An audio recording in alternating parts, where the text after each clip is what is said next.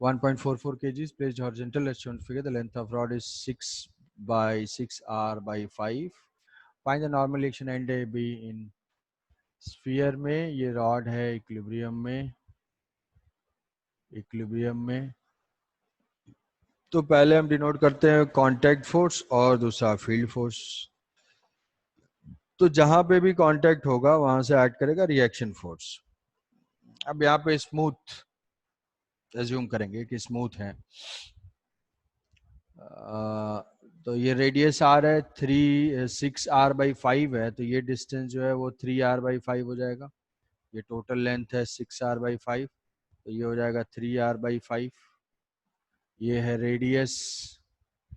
तो यहाँ से हम एंगल फाइंड कर सकते हैं. ये एंगल अगर थीटा लेते हैं तो यहाँ से साइन थीटा लिख लेते हैं. Sine theta is equal to 3r/5 divided by R. तो ये हो जाएगा 37 डिग्री. तो पहला तो एंगल आ गया. अब रिएक्शन फोर्स. तो यहाँ से नॉर्मल रिएक्शन है वो किस डायरेक्शन में? कांटेक्ट के परपेंडिकुलर डायरेक्शन में. तो कभी भी स्फीयर का अगर नॉर्मल होगा, सर्किल का नॉर्मल होगा, तो वो हमेशा कहाँ से पास करेगा? सेंटर से. दूसरा नॉर्मल यहाँ से हो जाएगा, ये भी हो जाएगा सेंटर से. ये 37 है तो ये 53 डिग्री. तो यहाँ से हम देख सकते हैं ये 37 तो ये भी 37. तो ये हो जाएगा n cos theta, n cos 37. Similarly इसका भी कंपोनेंट n cos 37 और यहाँ पे हो जाएगा mg. तो 2n cos 37 इक्विलिब्रियम लिख लेंगे इज इक्वल टू mg. तो ये हो जाएगा 14.4. तो find the normal reaction. n की वैल्यू फाइंड करनी है 7.2 डिवाइडेड बाई cos 37.84/5. तो ये हो जाएगा कितना? ये n की वैल्यू आ जाएगी शायद यहाँ से 1.8 इंटू 5. 9 हो जाएगा. ठीक है. Free body diagram. और हमेशा स्फीयर के परपेंडिकुलर जो भी होगा नॉर्मल वो सेंटर से पास करेगा. नेक्स्ट है 23. सर 2n cos 37 पार्ट थोड़ा और एक बार बोल लीजिए. 12. सर 2n cos 37 उस पार्ट. हाँ ये यहाँ से n है और ये भी n है. तो n cos थीटा तो 2n और यहाँ पे mg है. तो इसके इक्विलिब्रियम से देखो, रॉड के फ्री बॉडी डायग्राम को हम देख रहे हैं. तो रॉड के ऊपर दो फोर्सेस है, n cos 37 और यहाँ से mg. Net upward force is equal to downward force. आया समझ में? Yes sir. तो फ्री बॉडी डायग्राम है केवल इसमें. और फिर उसके बाद 23.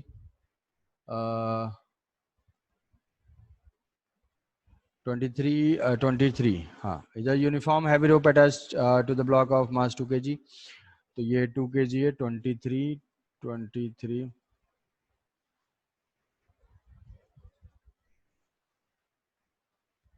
ये 2 kg है.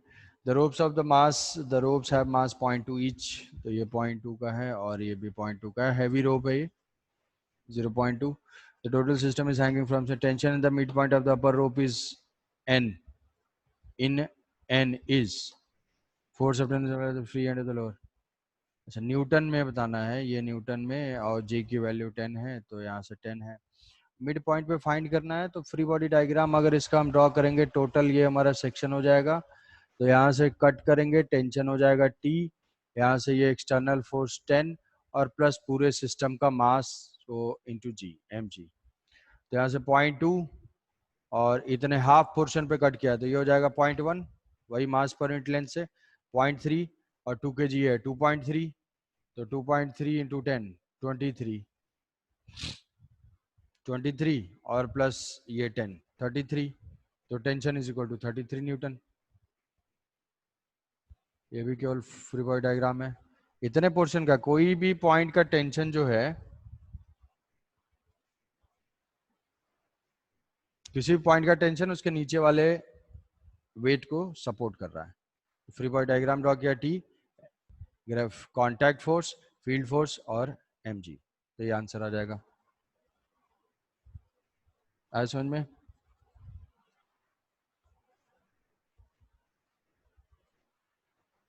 समझ पाए Yes, Satyaprakash? sir. Yes, sir. Next next है,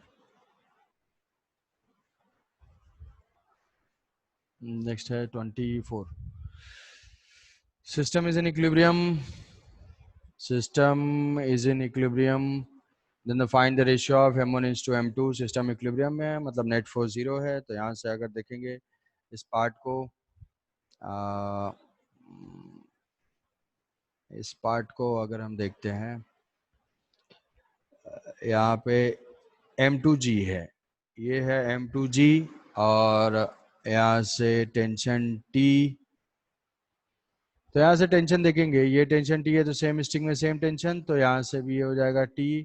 यहाँ पुली के फ्री बॉडी डायग्राम से देखेंगे तो ये T और ये T, तो यहाँ हो जाएगा 2T। यहाँ 2T हो जाएगा तो इस स्ट्रिंग में भी होगा 2T, तो यहाँ से ऐड कर रहा होगा 2T। फिर ये दोनों साइड से है 2T, तो यहाँ पे हो जाएगा 4T। 4T और 4T यहाँ हो जाएगा 8T, तो ये हो जाएगा 8T, ये हो जाएगा 4T। तो ब्लॉक को अगर देखो तो ये हो जाएगा 8T, 2T और हाँ 4T, फिर यहाँ से 2T, फिर ये है T। और T की वैल्यू अगर इक्विलिब्रियम में है तो क्या T की वैल्यू m2g के बराबर है। हाँ नेट फोर्स 0 है, तो T is equal to m2g। तो हो जाएगा 8 to 10, 10 14 15, 15T is equal to m1g, और T is equal to m2g। तो 15 m2g is equal to m1g। Equilibrium है तो नेट फोर्स 0। इक्विलिब्रियम वर्ड का मतलब होता है नेट फोर्स 0, ना कि रेस्ट। इक्विलिब्रियम का मतलब होता है किसी भी ऑब्जेक्ट पे नेट फोर्स 0, उसकी वेलोसिटी 0 हो भी सकती है और नहीं भी हो सकती है। इक्विलिब्रियम का मतलब रेस्ट कभी नहीं होता है, ठीक है। नेट फोर्स 0, तो यहाँ से आ गया I think m2 by m1 is equal to 1 by 15, m2 by m1 is equal to 1 by 15, ठीक है। क्वेश्चन 25 26 27, 25 26 27। अच्छा 25 देखते हैं। Cylinder of mass 10 kg, frictionless surface attach vertical cylinders ABS।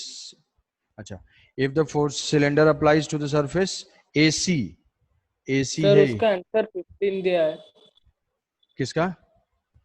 Sir, जो 24th का। क्या M1 M2 में कुछ गलत हुआ क्या? ये तो M2 है, T is equal to M2, और ये है M1 है, तो 15T is equal to M1G। पूछा हुआ है M2 बाई M1, तो 15T is equal to M1 into G, and T is equal to M2G। तो यहाँ पे पुट कर देना है 15 M2G is equal to M1G, G से G कैंसिल हो।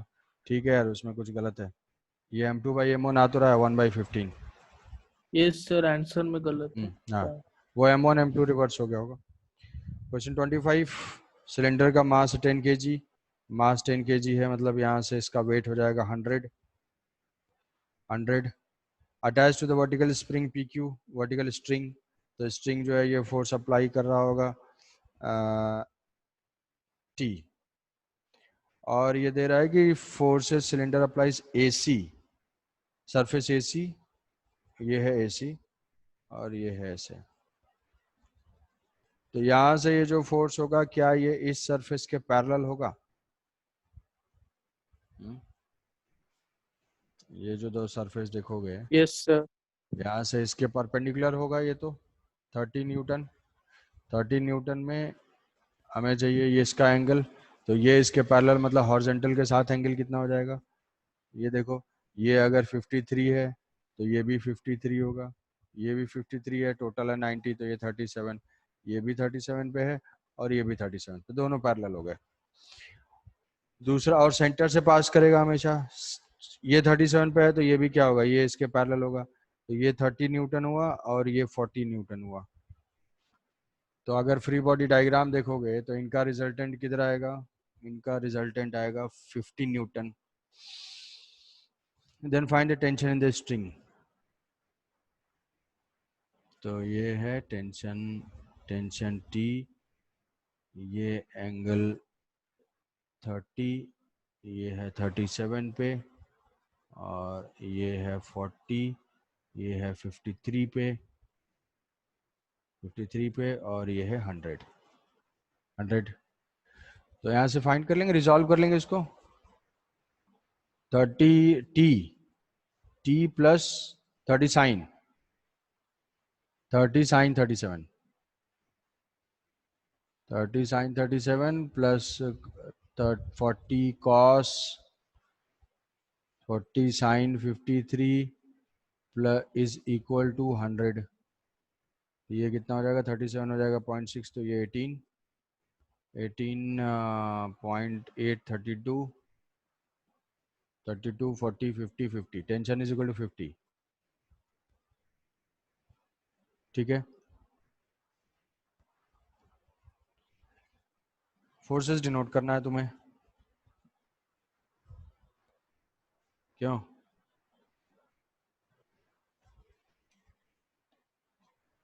ठीक है, ये आ रहा है।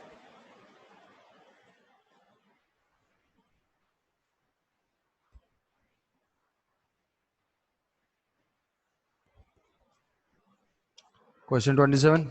27. Consider the two configurations shown to find the ratio of TA TB. TA TB. Two system is in equilibrium. Equilibrium में मतलब नेट फोर्स जीरो है ना, तो यहाँ से TA है, सेम स्ट्रिंग है, सेम टेंशन है, ये हो जाएगा TA। TA is equal to mg। यहाँ पे TB, तो यहाँ पे भी हो जाएगा TB, तो TB is equal to mg। 2TB is equal to capital mg, और capital mg is equal to TA। So 2TB is equal to TA। Find क्या करना है, TA by TB 2:1। 2:1। Question number 27, ये स्प्रिंग वाला है, spring का भी 26, 1 kg 2 kg respectively on the smooth surface are connected is through the spring constant K. Spring force जो होता है वो होता है kx, अभी उसको डिस्कस करेंगे। When we push the m1 with the force 10 newton, 10 newton, 10 newton on m1 is seen to move with the acceleration 2 metre per second square. तो 2 मीटर पर सेकंड स्क्वायर है, तो ऐसे देखोगे 2 मीटर पर सेकंड स्क्वायर है, तो ये block है, block के ऊपर m1, m1 का मास है 1 kg, यहाँ से एक्ट कर रहा है force, force is equal to 10 newton, और ये है acceleration, acceleration is equal to 2 metre per second square, और ये है kx। तो दिया कि एक्सेलरेशन इसका 2 है, तो kx की वैल्यू आ जाएगी, स्प्रिंग फोर्स की वैल्यू आएगी। तो ये कितना हो जाएगा, 10 माइनस जो kx is equal to mass into acceleration, so kx is equal to 8 newton. 8 newton मतलब ये पुश कर रहा है 8 न्यूटन का। रिकनेक्ट, अच्छा क्या हो गया, वॉइस नहीं आ रही है?